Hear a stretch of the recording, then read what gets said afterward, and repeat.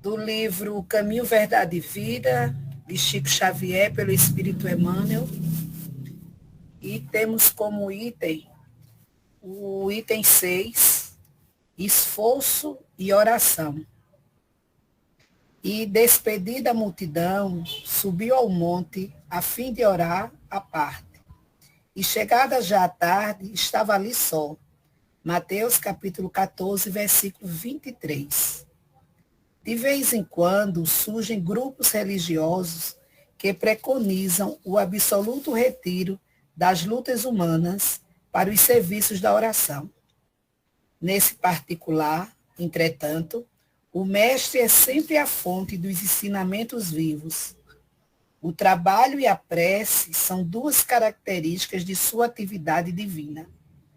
Jesus nunca se encerrou à distância das criaturas, com o fim de permanecer em contemplação absoluta dos quadros divinos que lhe iluminavam o coração, mas também cultivou a prece em sua altura celestial. Despedida a multidão, terminado o esforço diário, estabelecia a pausa necessária para meditar à parte, comungando com o Pai na oração solitária e sublime. Se alguém permanece na terra, é com o objetivo de alcançar um ponto mais alto nas expressões evolutivas, pelo trabalho que foi convocado a fazer. E pela oração, o homem recebe de Deus o auxílio indispensável à santificação da tarefa.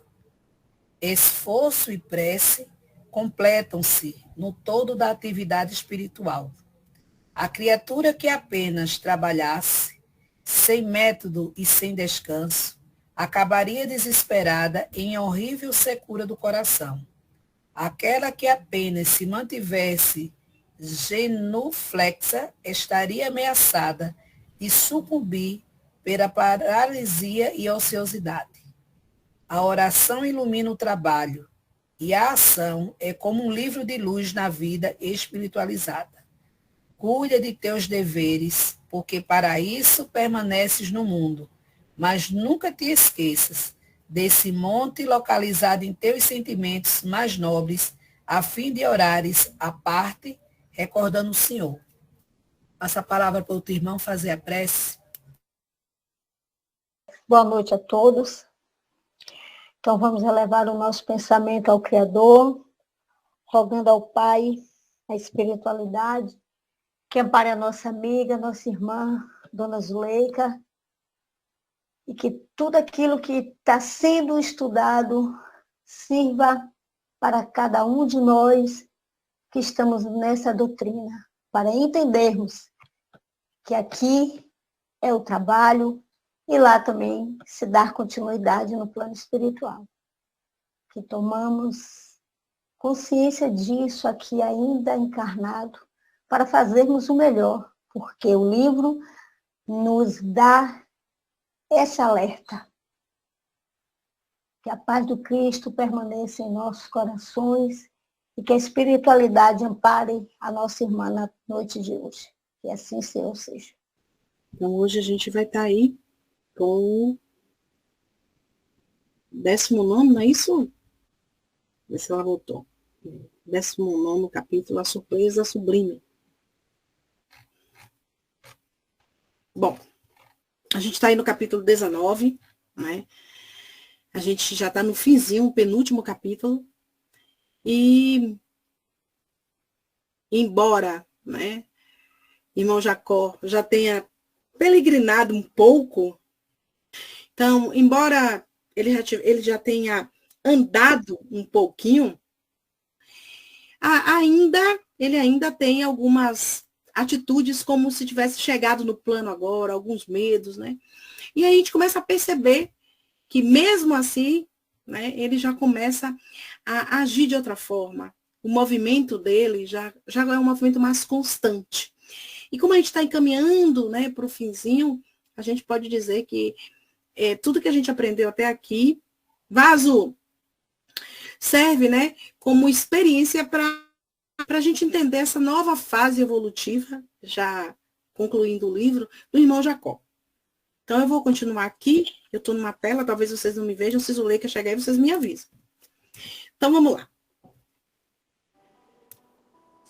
O capítulo, como eu falei, né? A surpresa sublime. Vou começar a leitura dele. Aprender será sempre valioso trabalho para o coração. Logo após a minha vinda, observando que o combate pela extensão do bem se desdobra em todas as direções, acreditei na possibilidade de prosseguir no mesmo diapasão de atividade intensiva a que me consagra na Terra. A luz interior revelada por vários amigos, sem que a mínima reste de claridade me assimilasse à presença, constituía a primeira evidência a surgir a modificação da minha atitude mental. Então, é como eu falei. Embora a gente já esteja no mesmo livro, ou no final do livro, o irmão Jacó, ele, né, admite que muito trabalho para o nosso coração, exercer a caridade no mundo espiritual. Mas ele ainda, né, vamos dizer assim, não se acha totalmente a postos. Né? É como se ele começasse ainda a jornadear, mesmo depois de tantas experiências já no mundo espiritual, de tantos amigos que apoiaram, né? Da sua filha e outros tantos. Então, ele diz assim, a luz interior revelada por esses amigos, então, constituía a primeira evidência, olha, a primeira evidência a sugerir. Então, depois de tantas andanças de capítulos, ele ainda agora, com muita humildade e simplicidade, diz que é a primeira evidência de que ele está mudando a forma como ele vê, né, a vida espiritual. Porque a grande pegada do livro é a gente... Então, ele ainda vai com muita humildade dizendo assim, agora, né, uma sutil mudança na minha atitude. Para a gente perceber, lembrando do início, né? Era um trabalhador, né? Ali, ó, gente ciente, e mesmo assim, como fala lá na Bahia, ainda está se batendo um bocado. Vamos continuar.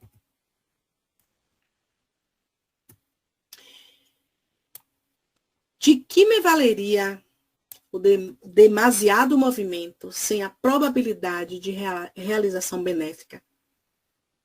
Ali, o serviço pautava-se em linhas diferentes. Dentro do novo plano, a garantia do êxito permanece exclusivamente no indivíduo. Tal como o veículo precisa de combustível para se locomover, necessitava eu do fator qualidade para a nova luta que ingressara. Semelhante impressão jazia mal esboçada em mim, quando encontro com o infeliz perseguidor, me impôs violentamente. Dele ouvia referências amargas que me dilaceravam o ser. Entretanto, reconheci tamanho proveito nas reprimendas recebidas, que julguei precioso serviço continuar registrando as impressões da alma perturbadas a meu respeito. Não seria esse o recurso de realizações vindouras? Então, o movimento que ele fazia era realmente do bem, do serviço. Mas faltava, talvez, mais habilidade com o seu novo plano. Né? Ele fala ali, ó, necessitava do fator qualidade. Então, ele dizia que era a questão de qualidade. Muitas vezes a gente, né? Eu estava falando com as meninas quando eu entrei aqui, eu estou no meu terceiro trabalho do dia. Não é a questão quantidade que revela eu ser uma boa espírita ou a gente ser bons no que a gente faz. E se a gente fazer com qualidade, né?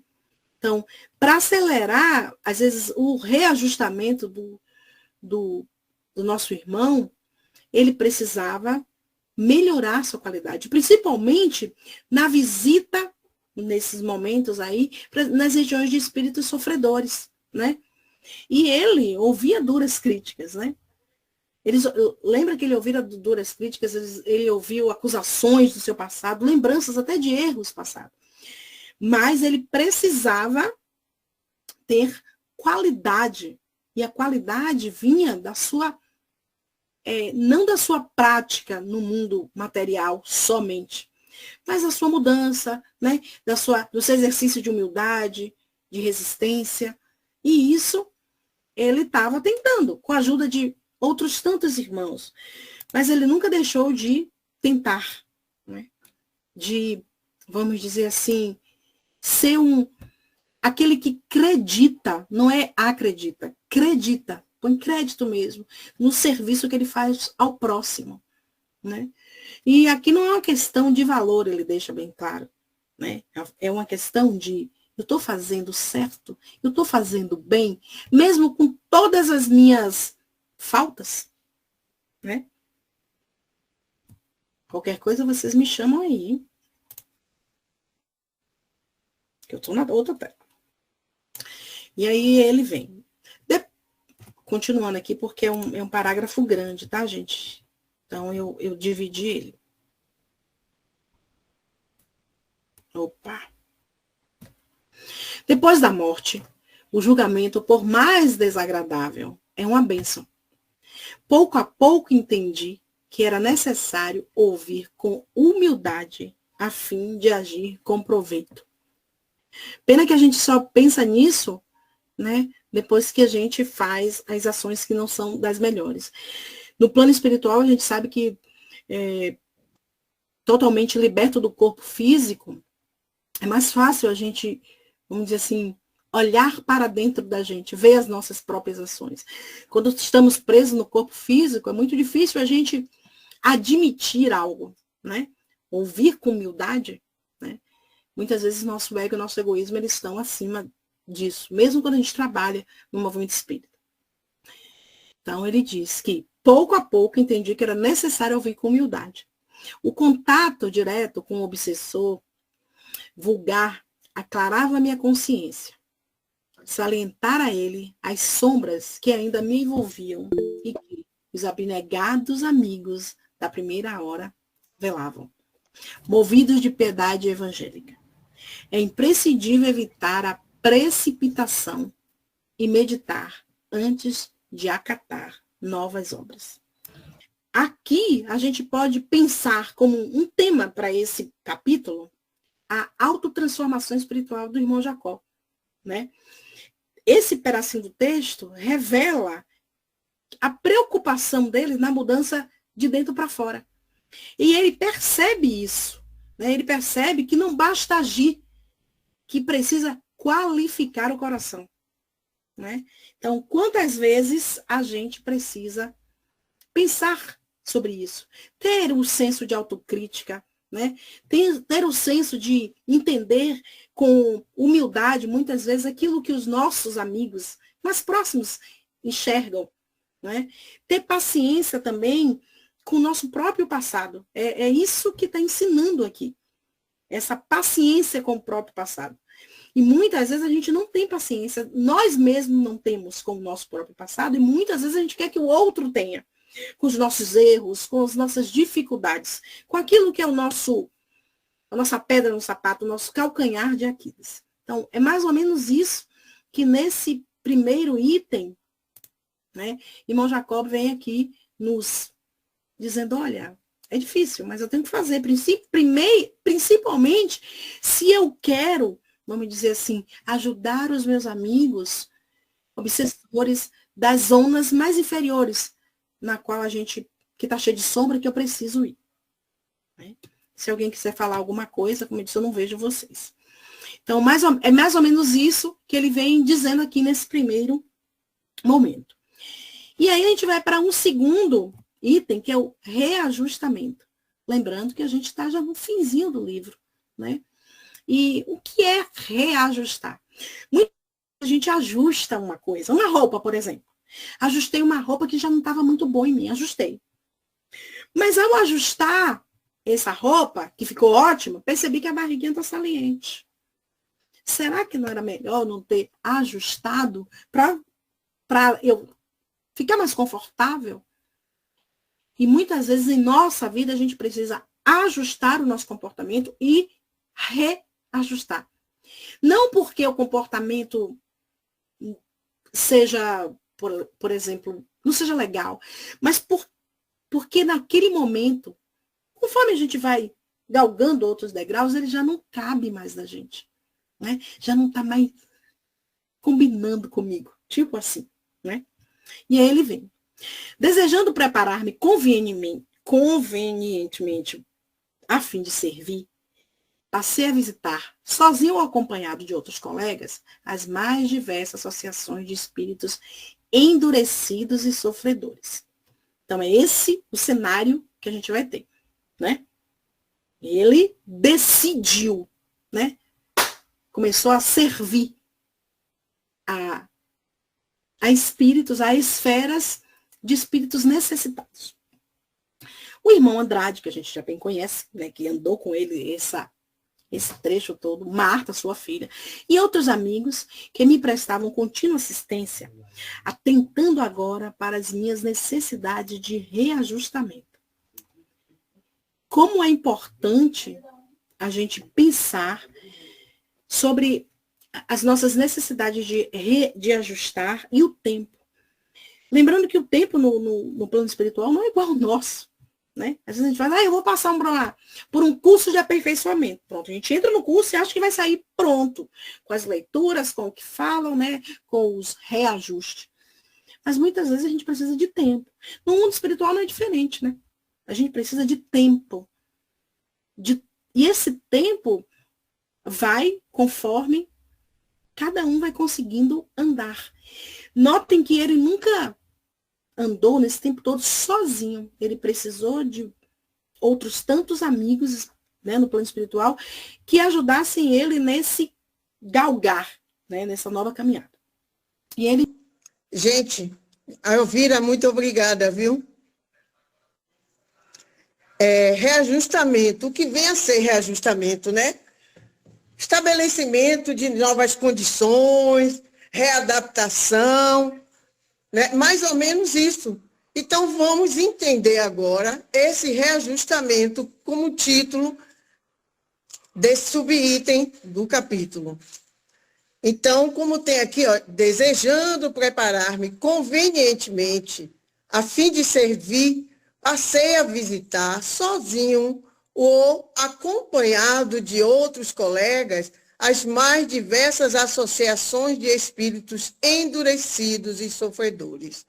Então, a gente vê que ele estava já se propondo a conhecer mais de perto esses espíritos, já que ele foi assediado, foi, vamos dizer assim, atacado, né, por alguns deles. O que deixou ele, inclusive, com medo, apreensivo, no momento. E ele resolveu estudar de perto, muito mais perto, esses irmãos, para que ele pudesse entender melhor por que tanta agressividade, por que tanto ódio. E ele fez isso. Então, a gente vê a necessidade que tem todos nós de entender aqueles que estão ao nosso redor, que estão gravitando em nosso campo magnético, né? Que não sejam iguais a nós ou superiores a nós, mas sim espíritos ainda que se converteram, aliás, ao mal, a querer se vingar, estão muito magoados, feridos, não esquecem que também erraram. Como nós, às vezes, esquecemos que erramos e achamos que o outro nos agrediu com uma palavra, com um gesto. Então, isso aí serve também para nós que estamos encarnados, estudar aqueles que estão próximos de nós. Por que será que Lenita Todas as vezes que eu falo com ela, ela me agride. Às vezes, Lenita não está bem. Lenita está passando por um momento que eu não estou percebendo. São os infortúnios ocultos. E eu não percebi. Então, é bom que isso sirva também de lição para nós. O irmão Andrade, Marta e outros amigos que me prestavam contínua assistência, atendendo agora para as minhas necessidades de reajustamento, deixaram-me sob o exclusivo cuidado da escola de iluminação, que passei a frequentar carinhosamente. Cada lição era uma nova página de sabedoria reveladora, concitando-me ao desejável aprimoramento. E percebemos que ele começa falando de quê? De estudo, de aprendizado, na introdução do capítulo. Então, podemos ver que o estudo é necessário e ele, então, entra numa escola de iluminação. Aqui na Terra, quando a gente fala para alguém estudar, a gente pensa logo, olha, tem que fazer faculdade, tem que fazer um curso técnico, tem que fazer especializações, mas do lado de lá é o mundo moral. Do lado de lá, o conhecimento das ciências que também são divinas não são suficientes para nos capacitar no mundo moral. Por isso é necessário que nós comecemos essa escola de iluminação aqui. Ele sentiu falta dessa escola de iluminação, porque eu ouvia, inclusive eu ouvira falar, não de quantidade, mas de qualidade. E essa escola de iluminação vai nos dar a qualidade de vida espiritual, coisa que encarnado nós deixamos muito de lado. Nós vivemos na correria da vida material. Nós nos lembramos muito pouco de acessar a vida espiritual. E nós sabemos que somos duais. Vivemos os dois mundos.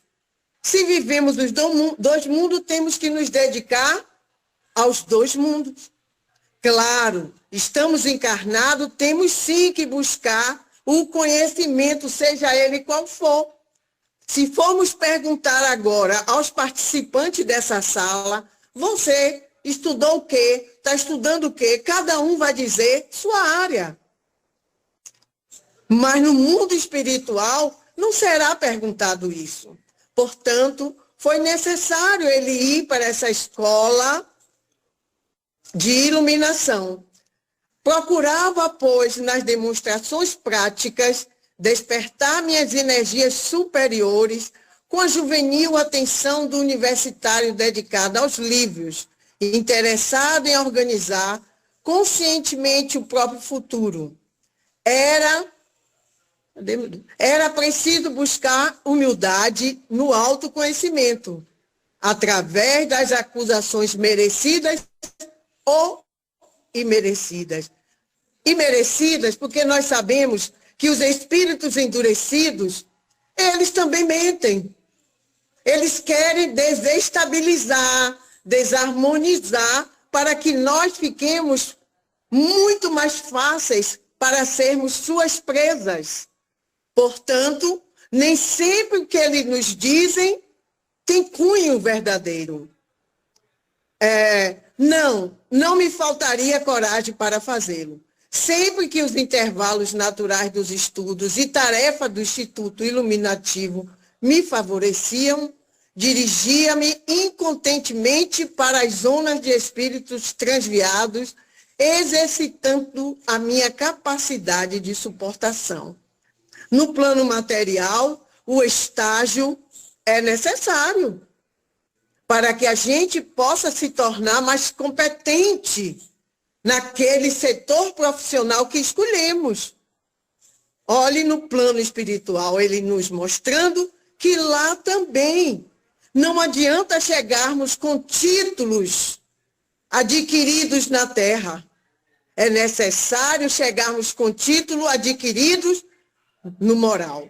Se nós aqui na terra já adquirimos esse título, claro, lá nós vamos somente trabalhar. Mas, como a maioria de nós ainda precisamos dessa escola de iluminação, acredito eu mesma que eu vou precisar dela. Vou pedir até o endereço, quem sabe, para já ir logo. Porque é necessário. Não se morre para descansar. Se morre para continuar a vida. E a continuação da vida significa dizer que estamos buscando um caminho, um elo perdido, que é o retorno à luz da qual nós fomos criadas. Portanto, o que ele fez foi a vontade. Nós temos que criar a vontade, porque sem vontade ele não iria para esse estágio. Sem vontade ele não iria se aproximar desses irmãos. Mas ele criou vontade. E essa vontade, que é do nosso livre-arbítrio, claro que nos vai fortalecer para que a gente busque o melhor caminho para crescer. Pode passar, Elvira. Da boca de inúmeros infelizes e ignorantes, ouvi longas recordações de mais atos. Criticavam-me acerbamente, discutiam-me propósitos e intenções, antigas faltas de épocas recuadas que eu supunha esquecidas. Eram trazidas à tona dos remoques verbais, erros da mocidade, omissões da idade madura, gestos eventuais de asperezas, pequenas promessas não cumpridas, problemas de sentimentos não liquidados. Tudo, enfim, era resolvido pelos inimigos do bem, dos quais me aproximei nas melhores disposições de entendimento fraterno.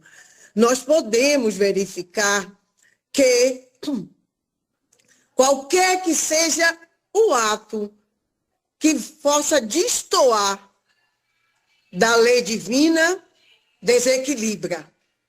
Não é isso? Nós temos por ato lembrar o que nos fizeram, mas esquecemos o que fizemos. Isso é fato. Mas a misericórdia divina, a bondade e o amor imensurável do Criador nos coloca de presente instrutores. E o que nós chamamos de encosto, obsessores, inimigos, são esses instrutores. Olha que beleza! De alguém que nos agride, de alguém que, se possível, de punhos fechados, viria em cima. Traz o despertar da consciência. Por isso, Deus permite a obsessão. Primeiro, que fomos nós que criamos. Temos o livre-arbítrio e criamos. E segundo, ele vê que é uma forma de nós mesmos aproveitarmos tudo isso para fazermos a transformação. Então, tudo isso que foi dito a ele, foi para que ele despertasse, foi para que ele criasse essa superação, a paciência, deixasse de ser prepotente, diminuísse o orgulho. Ora, eu fui presidente de uma instituição de moral. Hoje, eu vivo no mundo espiritual, do qual sempre falei, me mostrando as imoralidades que eu pratiquei. Não é fácil. Vamos tomando como lição. vamos nos preparando também. Consoante as lições novas, armazenava semelhante material com o cuidado do homem prevenido que guarda lanternas adequadas para as horas escuras. Em muitas ocasiões, afastei-me do campo de luta em lágrimas, considerando as alegações que me eram atiradas em rosto. Mas, que fazer? Esse, sem dúvida, era o melhor caminho para identificar os próprios defeitos e extirpá-los. Foi como eu falei anteriormente. Ele observou isso e se agarrou a essa ideia. E fez com que ele despertasse, né? Então ele viu que nada daquilo que estava acontecendo era castigo. Era uma forma de Deus castigá-lo pelo que ele fez, que ele lembrou que fez. Não, muito pelo contrário. Era Deus agindo a seu favor, como sempre. Há companheiros que não se resignam e esse gênero de esforço, no entanto, para ganhar tempo. Ou seja, ele procurou ganhar tempo, a buscar, correr atrás desse tempo perdido aqui na Terra. E nós, que aqui ainda estamos, vamos fazer isso, procurar ganhar tempo enquanto aqui estamos. Pode passar, Elvira. E agora nós vamos para esse subitem, vivendo as lições. Então a gente vai ver como foi que ele se comportou, né? Nesse momento mesmo, ele vai passar para nós, desde que ele estava nessa escola, o que ele fez. Por mais de 200 dias, consagrava-me à teoria de iluminação na escola e à prática intensiva dos ensinamentos junto aos irmãos desventurados, quando, certa noite, de volta ao lar espiritual, sozinho, fui assaltado por furioso grupo de clérigos desencarnados, os quais evidenciavam, nas palavras e nos gestos, profunda ignorância e lastimável insensatez. Ao que me pareceu, vinham intencionalmente em meu encalço, tentando infundir-me desequilíbrio e terror. Embuçados em capuzes de trevas, contei-os um a um. Eram 16 figuras de aspecto sinistro. Acercaram-se de mim, violentos e sarcásticos. Rememoravam os ataques que, por vezes, impensadamente, desfechara eu sobre os padres. Cobriam-me de insultos e ameaçaram-me sem compaixão. Relembrei a antipatia que, indevidamente, lhes dedicara a classe respeitável. E, satisfeito, reconheci transformado, diferente. Olha só que prova. Estava na escola há quase 7 meses e já tinha direito a fazer prova. Não é assim? Então veio uma prova. É um momento. O que é que eu tenho aprendido? O que é que essa escola está me favorecendo? O que é que eu estou fazendo lá? A hora do testemunho. E assim ele diz que já se sentiu diferente. Primeiro, não tinha mais ninguém para colocar a mão nele.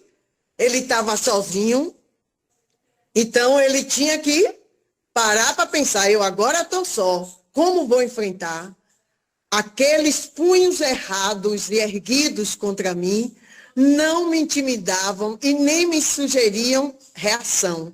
Olha que diferença, né? Do medo que ele teve anteriormente, a intimidação causou nele um descontrole, achava-me tranquilo, não obstante, surpreso. Trouxe, contudo, à memória as lições evangélicas de que me achava em pleno curso, e, isolando a mente da gritaria infernal, pus-me em meditação. Podemos, então, ver que tanto faz aqui no plano como lá, o estudo é fundamental. O estudo favorece a termos equilíbrio, a termos oportunidade de não ferir o outro e também não se sentia agredido. Ele não reagiu, ele agiu. Foi o quê? Meditar. Não nos aconselhar o Senhor a orar pelos que nos perseguem? Não exemplificar a permuta do bem pelo mal? Não nos pedir a Ele ajudar os inimigos e amparar os que não nos caluniam e odeiam? Além disso, não seriam aquelas almas dignas de ajuda e piedade? Possivelmente, várias circunstâncias haviam conspirado na existência terrestre contra os seus ideais de melhor sorte. Se a providência divina não me oferecesse recursos de mais amplo conhecimento da vida, se fosse obrigado no princípio da luta humana a demorar-me nas fórmulas de fanatismo religioso, teria alcançado suficiente energia para libertar-me? E se o padre houvera sido eu, como toleraria as disciplinas? Houve, então, a empatia. Ele calçou as sandálias, o calçado daqueles irmãos, para ver que eles estavam ali sofrendo. E ao calçar esses pés com o calçado deles, ele se sentiu na obrigação de quê? Orar. De pedir por esses irmãos. De agradecer a Deus, como ele disse, se ele não tivesse, no início, fugido do fanatismo religioso, era ele que estaria ali naquele grupo, provavelmente. Então, todo conhecimento, ele é bendito. Desde quando? Para o bem. Tudo que nos leve a nos melhorar nas asas que temos da razão e da emoção, sempre é necessário. Então, ele viu ali que eram agressores, sim, estavam chateados. Porém, ele sabia que ele, com o conhecimento que ele já tinha, podia auxiliar aqueles irmãos. Teria bastante coragem para arrostar os obstáculos impostos pelas vaidades da posição, decorrente dos compromissos eclesiásticos? Solucionaria sem perturbações os problemas do partidarismo dogmático? Afinal, por que se achavam na desventura de ignorar o Cristo da bondade e do entendimento? Ou eu já compreendia, de algum modo, a necessidade de trabalhar, lutar e sofrer pela redenção própria? Foi o que ele fez, como eu falei antes. Ele viu que ele já não poderia copiar, devolver na mesma moeda. De jeito nenhum. Entrei numa escola de iluminação. Eu não cheguei aqui também tão ruim. Eu não voltei à pátria espiritual tão igual eu cheguei lá. Poderia ter voltado melhor, talvez, mas aqui me deram a oportunidade de melhorar, de aprender mais. E com isso, ele demonstra aí que ele está nesse caminho. Tocado por um sincero desejo de auxiliá-los, entreguei-me à prece, não como de outras vezes em que emitia palavras de louvor e súplica com base menos profunda no sentimento. Intentava, com toda a alma, ser útil àquela falange de entidade inconsciente. Em verdade, não possuía algo de bom em mim mesmo. Entretanto, Jesus permanece rico de bondade e ternura em todos os dias da vida. Atentar-nos-ia o apelo, viria em socorro de nossas necessidades. Decorrido alguns minutos, observei que, ao me contemplar em oração, os circunstantes se afastaram tanto, embora continuasse a crivar-me de doestos e zombarias. Olha o que uma prece não resolve. Não é verdade? Quando nós oramos, mas oramos do fundo do coração, oramos com a nossa emoção, a prece é uma solução. E aí demonstra que essa prece fez com que houvesse a superioridade moral dele para com esses irmãos. Superioridade moral não quer dizer eu aqui sou melhor e mando. Não. Superioridade moral é aquela que o Cristo demonstrou enquanto esteve conosco. Aonde ele ia, aonde ele passava. É essa superioridade moral que esses irmãos começaram a sentir. Não igual ao Cristo, porque Jacó não era puro, mas estava buscando a sua pureza, estava buscando a sua melhora. Já estava, então, em um nível maior, mais elevado do que esses irmãos. E esse nível favorece a autoridade moral. Então, esses irmãos sentiram que não podiam mais se aproximar. Esses irmãos sentiram que estava na hora de recuar. Pode passar. Quando me detive na rogativa ao divino amigo, reportando-me as aflições que aquelas almas infelizes naturalmente deveriam experimentar ao longo do caminho regenerador e refletindo quanto às angústias de que se veem acometidas, impressionante silêncio se fez em torno. Muito interessante, quando eu li isso, eu me lembrei de Jesus com a mulher adúltera, que Amélia Rodrigues diz que quando aqueles homens fariseus, os mestres e doutores da lei chegam com a mulher adúltera, Jesus estava como que acocorado, escrevendo na areia. E os homens disseram tudo para ele. Essa mulher praticou o ato adultério e a lei prescreve que ela seja apedrejada. Que acha? Ele continuou em silêncio, incomodando aqueles homens que estavam ali, querendo já começar o ato do apedrejamento. E esse silêncio com certeza incomodou. E então Jesus, depois de um tempo de silêncio, levanta-se, volta-se para eles e diz: aquele que tiver sem pecado, lhe atire a primeira pedra. Fez silêncio novamente e voltou-se para a mesma posição e fazendo o que estava antes. Esse silêncio significa a compaixão. Jesus estava ali com compaixão daqueles homens. Jacó estava também já com a compaixão. Ele estava já o quê? Em rogativa ao Pai por esses irmãos.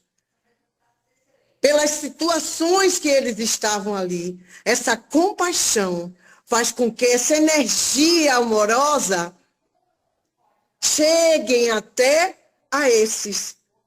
Muitos se sentem envergonhados, porque descobrem: eu sou igual. Eu também fiz algo. A mulher adúltera foi apresentada e cada um que saía olhava o que Jesus escrevia e via ali: onde está meu erro? Ela tinha o desvio do lado sexual. Mas meu desvio, prepotência, maledicência, orgulho, vaidade. E saíam. Da mesma forma, esses irmãos. A compaixão de Jacó fez com que eles, então, se recolhessem. Não mais houvesse a gritaria de acusações, de dedo em riste, mas sim de notar que algo diferente os envolvera, que algo diferente estavam aliviando as tensões. Portanto, a compaixão. Foi isso que aconteceu. Quando me detive na... É a mesma? É a mesma ou você mudou? Né? A senhora está no finalzinho. Nunca talvez. Ah, tá. Finalzinho. Já está Não, no finalzinho desse slide. Nunca talvez. Nunca talvez, como naqueles momentos, me senti tão fortemente interessado por alguém, qual se estivesse disputando auxílio para irmãos ou filhas de meu próprio ser. Pareciam que a compaixão é tanto que nós chegamos a esses irmãos como se eles fossem nossos irmãos de sangue, nossos companheiros de ideais, como se vivessem conosco, como alguém que a gente está lhe desejando que tudo dê certo, como alguém que a gente pede que hora que saia dessa situação. Quando descerrei as pálpebras, úmida pelo pranto de emotividade a que a prece me conduzira, notei que os adversários se afastavam cabisbaixos e vencidos. Procurei invocar-lhes o regresso, a fim de conversarmos fraternalmente, mas a voz jazia sepultada na garganta. Interessante que nós sabemos que no mundo espiritual não precisa garganta, precisa de pensamento, não é? Precisa de um diálogo mental. Mas ele usou aí garganta, porque aqueles irmãos eram muito inferiores. Não usavam pensamento para o diálogo. Usavam ainda as expressões, uma forma material de a boca, usar as cordas vocais e gestos, portanto, não o pensamento. Sobreviver ao imprevisto. Tomado de assombro, verifiquei que branda luz de um rosto carregado brilhava em torno de mim. Ó Senhor, como pintar a comoção da alma livre aos companheiros que ainda se encontram jungido às limitações da carne. Então, ele viu uma luz. E ele queria, já pensava, como passar para nós que aqui estamos. Como utilizar, que verbo, que vocabulário ele iria usar para que nós entendêssemos. Quando descerrei as pálpebras... sim. Então, nós vamos agora, não sei se é o último, Não, é o penúltimo subitem. O novo despertar. Então, a gente viu nesse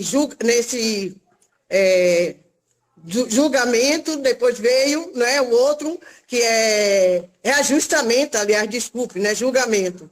E depois vem esse novo despertar. Então, a gente vê que o reajustamento é dele as condições novas, né, do plano espiritual, que ele estava indo bem, estava demonstrando que estava indo bem. Surpreendido com semelhante luminosidade, senti-me chumbado ao solo. Quem a estaria irradiando ao meu lado? Cerrei os olhos novamente para agradecer a presença do benfeitor, que, por certo, ali se encontrava junto de mim. No entanto, apesar de recolher-me à intimidade do próprio eu, vi ainda os raios a se renovarem no meu íntimo. Intrigado, refuguei-me de novo na prece, em silêncio, quando em meio da massa luminescente lobriguei o vulto de alguém que procurava evidenciar-se. Era Bittencourt Sampaio, a estimular-me o coração para o bem. Não se revelava tão nítido quanto na noite inovidável de nosso encontro no santuário, mas não tive qualquer dificuldade para reconhecê-lo. A gente começa a ver que, à medida em que nós vamos dissipando no lado sombra, como favorece para nós o lado luz. Como favorece. Nós temos outros insights, nós temos outros desejos, nós mudamos os valores e, com isso, nós temos outra visão. Porque as emoções são outras.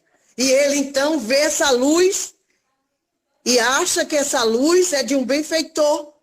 E esse benfeitor, Bittencourt Sampaio. Bittencourt Sampaio viveu no século XIX, parece. Aqui no Brasil, foi jurista, né, espírita, inclusive tem composições com Carlos Gomes. Letra dele e música de Carlos Gomes.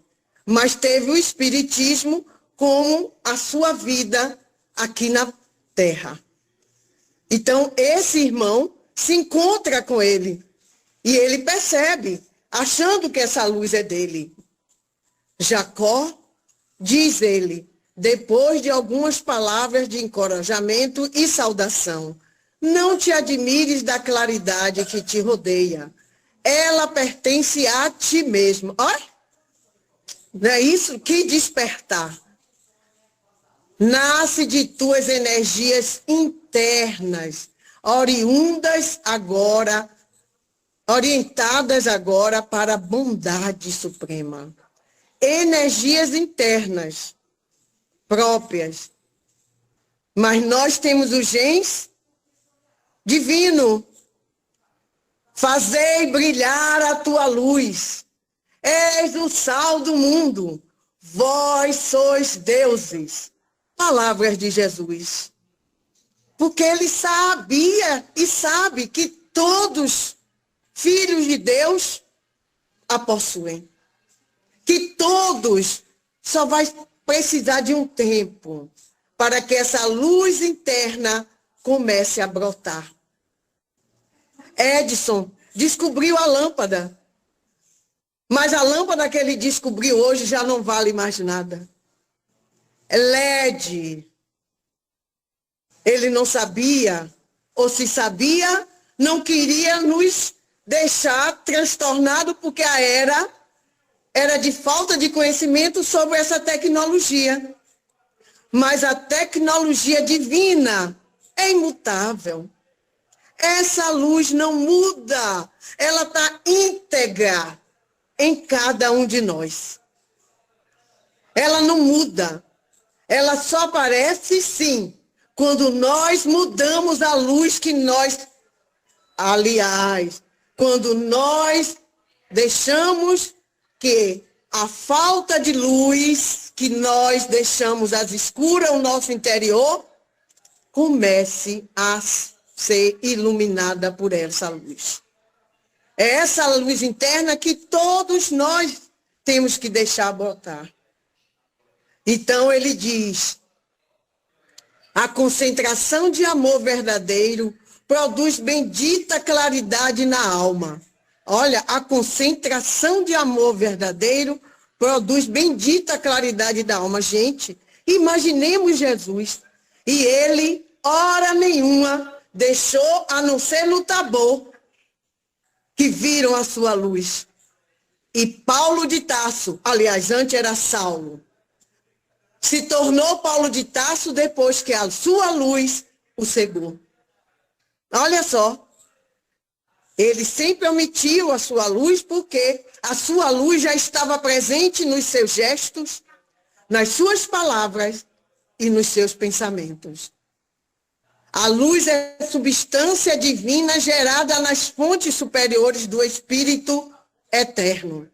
Feliz de ti que compreendeste sem tibieza a necessidade de alijar os próprios caprichos para que a vontade do Senhor te favorecesse o santuário da consciência. A mente que atira para fora de si o obscuro e pesado material dos interesses menos dignos, prepara-se valorosamente para o celeste sinal de radiação espontânea. Ele não está dizendo aí que Jacó já era puro. Nem ele próprio, não é? Ele não diz. Mas ele demonstra a Jacó que ele não tem mais como desanimar. Ele está no caminho certo. Porque a luz interna dele começou a brotar. As preocupações indesejáveis passaram. Principiaste a renunciar com sinceridade ao homem velho. E a criatura nova em Cristo se vai formando em teu coração. Olha só, se vai formando em teu coração. Continue, a pureza vai chegar. Serás arcanjo, como qualquer um de nós. Não é isso? Bendita seja a tua esperança. Não te esqueça de que o amor dá sempre, principalmente de si mesmo, de suas próprias forças e alegria. Mostrando a ele, continue como você está. Porque o amor, olha, dá sempre de si mesmo. Foi o que ele deu àqueles companheiros. A compaixão, aquele amor que ele desenvolveu naquele momento àquelas criaturas, né? Por agora, os raios de tua boa vontade brilharão nas horas culminantes da fé, pela concentração de poderes espirituais na prece. Todavia, à medida que te recolhas no exercício legítimo do amor cristão, em demonstrações genuínas de entendimento do Evangelho, sentido, vivido e aplicado, controlarás a tua capacidade radiante, segundo os ditames da própria alma. Nós paramos para pensar, e nós? Como está a nossa luz? Vivemos o Evangelho dessa forma? É o momento. Porque se Bittencourt está falando para Jacó, ele transcreveu para nós. Não foi apenas para a gente saber o que ele passou. Não foi apenas para a gente entender o que ele fez para chegar até aí. Foi também para que tivéssemos a oportunidade de fazer o mesmo, de sentir o mesmo, de buscar o mesmo. Então, aí está o momento de que nós já podemos começar aqui tudo isso. Fazer com que essa escola de iluminação já esteja aqui também. Aonde nós formos, no nosso lar, na casa espírita, no nosso ambiente de trabalho, vizinhança, aonde quer que formos. Então, convite está aí. A tua luz crescerá com a dilatação do teu devotamento ao bem infinito. Aliás, antes tem. Ora, vigia, movimenta no esforço digno e seja feliz, meu amigo. Olha que injeção de entusiasmo, que injeção para que esse irmão não volte, que continue, não estacione aí, vá em frente. Você está vencendo e vencendo-se. Que expressões terrenas poderiam dizer da sublime surpresa que me ofuscava o espírito? Não conseguiria responder. E eu digo a vocês, nem eu tampouco. Sabe o aviso. Esse acho que é o último, né? É o último. Pode passar. É o último. Doce, indefinível emoção fazia-me vergar sob o peso de lágrimas de reconhecimento e júbilo. Reparando que o mensageiro se conservava em silêncio ao meu lado, esperando que me pronunciasse, recordei o ensinamento evangélico e repeti as sagradas palavras. Faça-se no escravo a vontade do Senhor. Maria disse isso ao anjo. Porém, Maria já estava em outro patamar que ele está caminhando para isso. Mas ele lembrou. Como ele lembrou dessas palavras, nós poderemos lembrar das palavras que ele transcreveu para o livro, para o papel, através da psicografia. E se quando nós chegarmos do lado de lá, poderemos ser sim um Jacó. Sim, mas poderemos também lembrar do que ele deixou para nós. Transcreveu da sua experiência e dizer, o Jacó me avisou. Eu preciso, sim, fazer como ele fez. E eu poderei dizer da mesma forma, Senhor, que queres que eu faça? Faça-me escravo da tua vontade. Porque Saulo, depois, quando ele sentiu Jesus, ele já estava ali, quase como Paulo, e disse, que queres que eu faça, não é isso? Então, nós precisamos também dessa energia. E porque vibrasse no desejo de relacionar minhas experiências novas para os companheiros da retaguarda, supliquei lealmente. Olha, ele já estava pensando em passar para nós. Então, ele conversa com Bittencourt, né? Bittencourt, meu amigo, no plano de carne, nossos irmãos, em maioria, guardam errado o conceito de elevação e salvação. Certíssimo. E hoje, mais do que nunca, a gente vê que as pessoas estão trocando os valores. Antigamente, eu recebi uma mensagem assim. Antigamente, se cuidava dos outros. E as coisas a gente tinha. Hoje, a gente tem os outros e cuida das coisas, invertendo os valores, mas sabendo que a gente vai aprendendo com as dores também, não é? Vai aprendendo com os erros.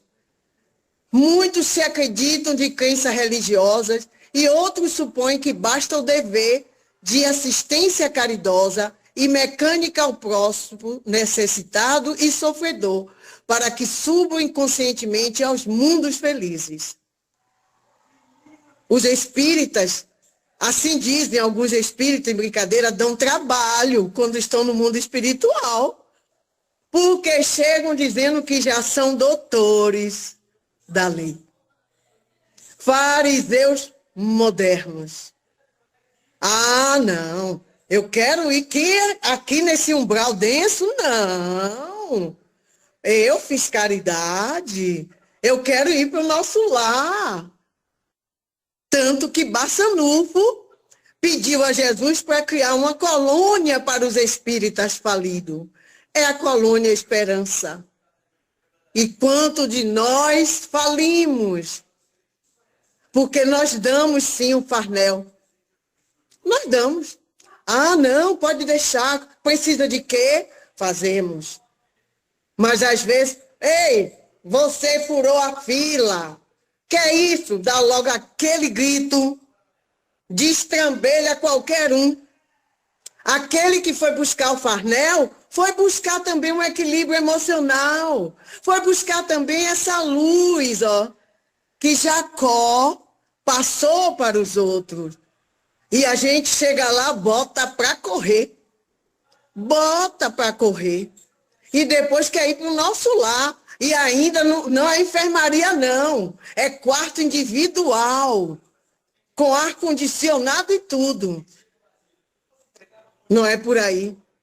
Não é isso que eleva e salva. Jacó mostrou. É a iluminação interior. E quando há iluminação interior, nós vimos o quê? Ele fazer com que aqueles irmãos que estavam ali ferrenhos recuassem, serenassem. E quem sabe não foram ali resgatados. Não diz, mas poderia ter sido um momento como esse, de que a oportunidade que se viram. Poucos se previnem quanto à exigência de aprimorarem a si mesmo, a fim de irradiarem somente o amor que o Mestre nos legou.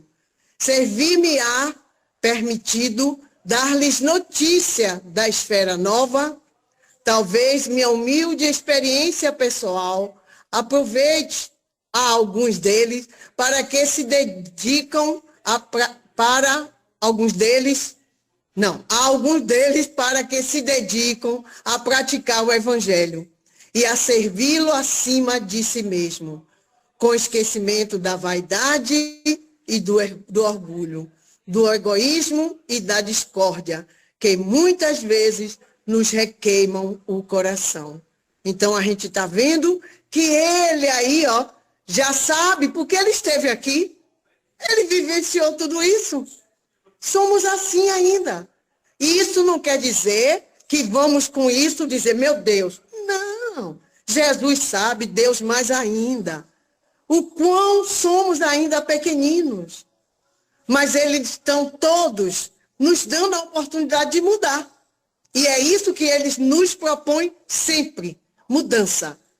Mas não nos castigam, nos dá a oportunidade de servir.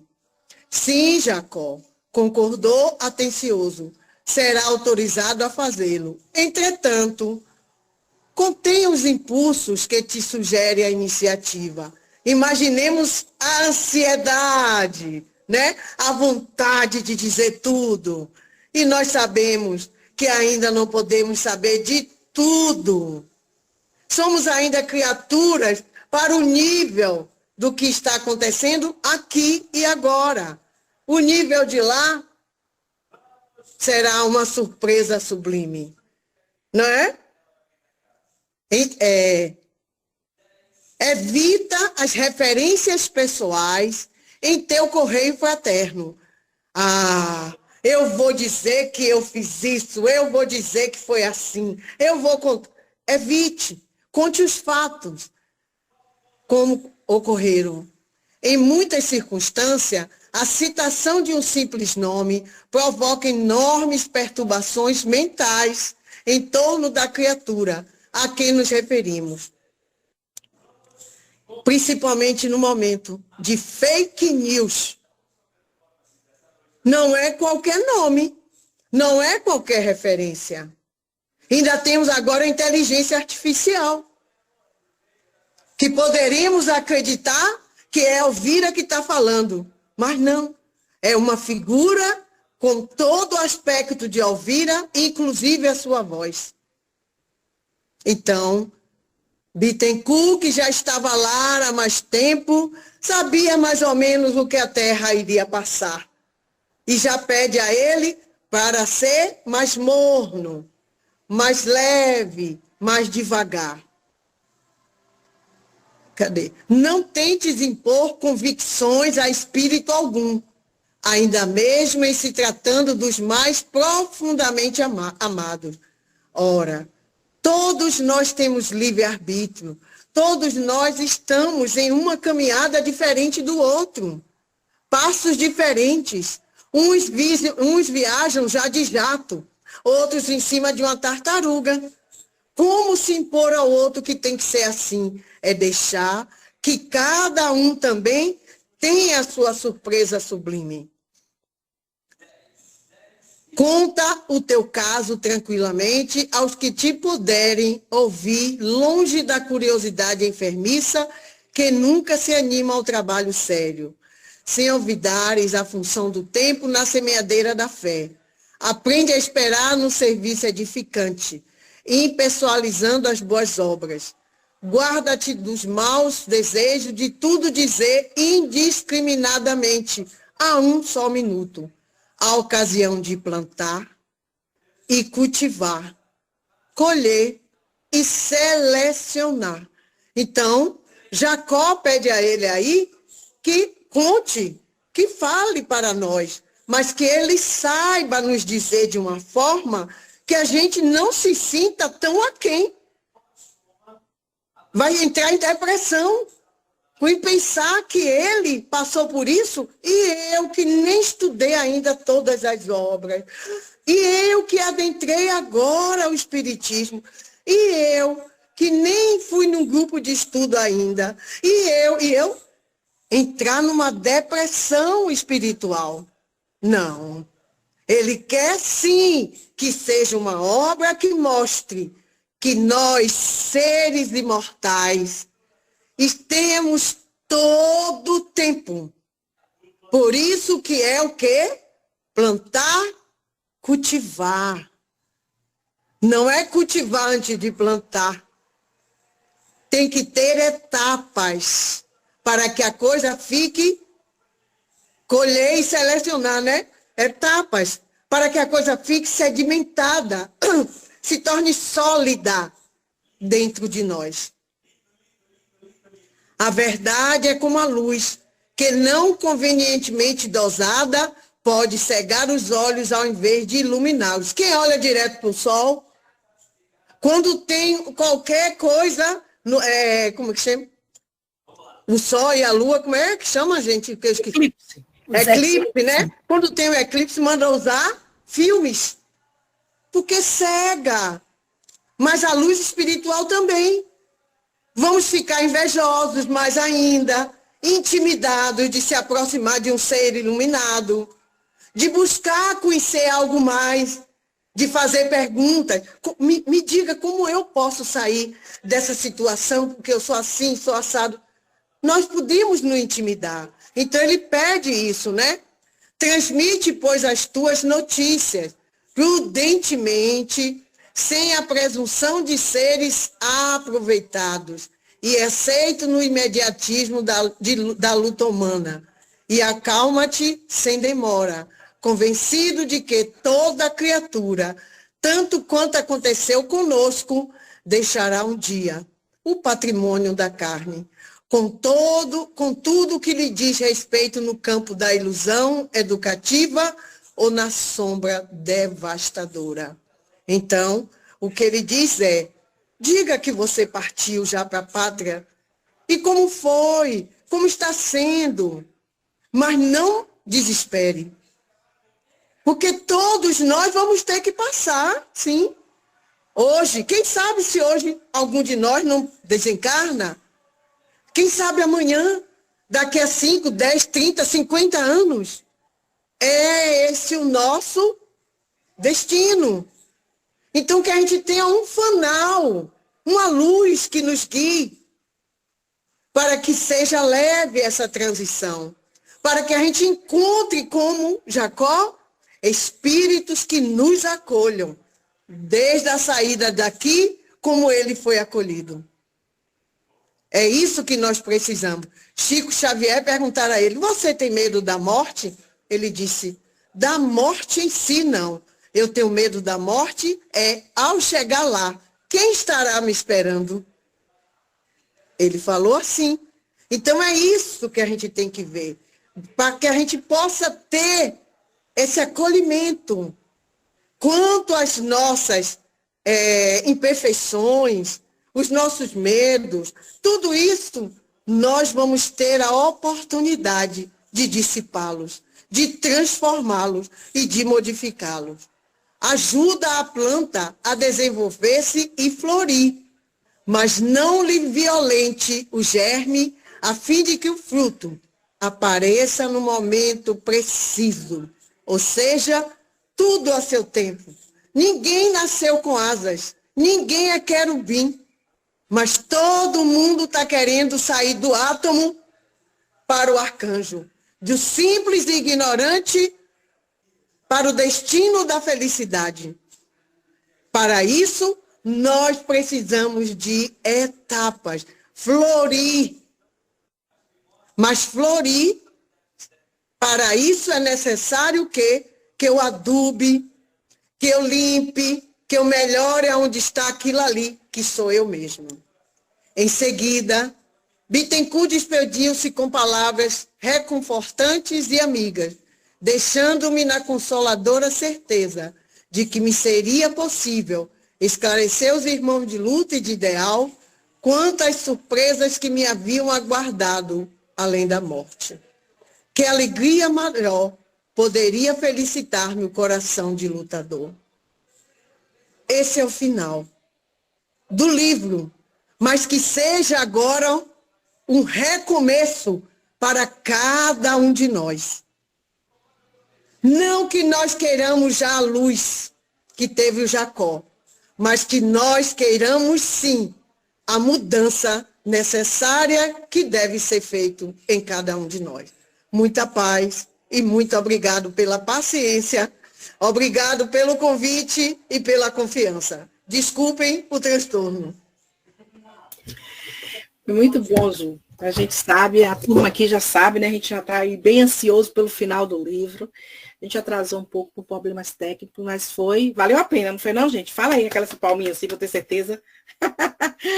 Zu, a gente que agradece o convite, né? Foi maravilhoso. Seu Mário quer tentar aí o microfone? Foi cruel hoje, não foi? Hoje foi. As tecnologias. Uhum. Seu Mário? Dona Zuleika arrasou aí, viu? Aqui está só o senhor está falando, vibrando, mas não mostra a voz, não se escuta. O Mário? Eu agradeço, gente, viu? Muito, muito obrigado. E o prazer em conhecer vocês, o grupo, não é? E espero outras oportunidades estar presente também com vocês, viu? A gente terá ainda uma Muita prece paz. final. O seu Mário, que é o dirigente desse estudo, ele não está conseguindo falar. Hoje foi o dia, né, da tecnologia, dizer assim, peraí, que não é como vocês querem, não, né? Eu sei que a hora extrapolou um pouco, mas todo mundo compreende, né, esses desafios que ocorreram. Então, assim, sem mais delongas, eu peço a senhora Adalberto, faça a nossa prece de encerramento. Agradecer mais uma vez a dona Zuleika pela contribuição, pela paciência. Eu que sou grata. Pelo Seu Adalberto, trabalho. tudo bem? Muito obrigada, foi maravilhoso o capítulo. A gente termina próximo domingo com Alberto Pina, encerrando este maravilhoso livro. Em dezembro a gente terá temas voltados a Jesus. Pode fazer, seu Adalberto.